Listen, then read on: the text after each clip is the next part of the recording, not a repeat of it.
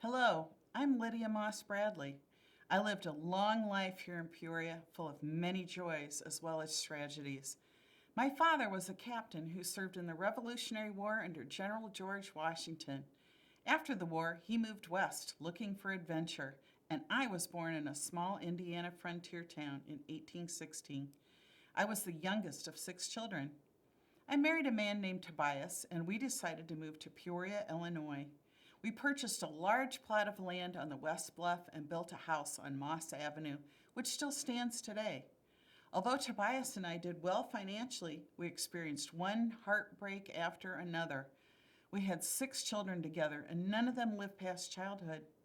Then Tobias was involved in a terrible carriage accident, and he passed away too. I was 50 years old and at a crossroads in life. But I had a good instinct for business, and I was fair and honest in all of my dealings. At a time when business was almost entirely for men, I became one of the wealthiest women in America. I was the first woman in Illinois, some say the entire country, to serve on a national bank board. I was generous in my giving, and wherever I invested, I encouraged improvement, not just to benefit myself, but to benefit the community. I donated a building to the children's home, paid off the mortgage at my church, and invested in the Grand Opera House in downtown Peoria. When Bishop Spalding and the sisters wanted to establish a hospital, I contributed property on Glen Oak Avenue, which became St. Francis Hospital.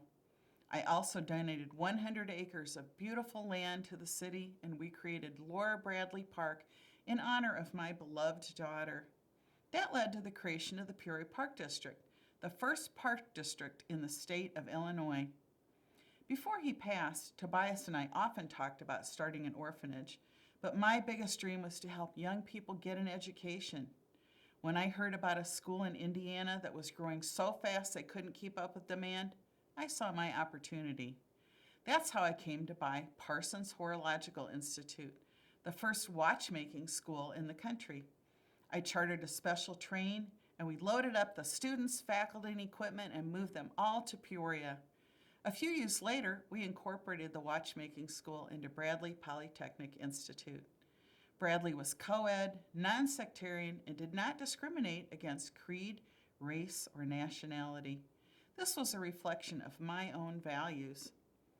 I'll never forget the dedication ceremony. People traveled to Peoria from all over Illinois, and when I came to the platform to speak, there were tears in my eyes. The school opened debt-free, and I made sure to provide an endowment for future development. As I neared the end of my life, I took great joy in watching the students who roamed the halls at Bradley. It was as if they were my own children. I visited them often. I was 91 years old when I passed away in 1908. All these years later, I'm proud to see that my investment in Peoria's parks, churches, homes, and institutions are still going strong today. But there's no doubt that Bradley University was my crowning achievement.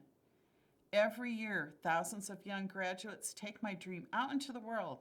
I couldn't have asked for a better legacy.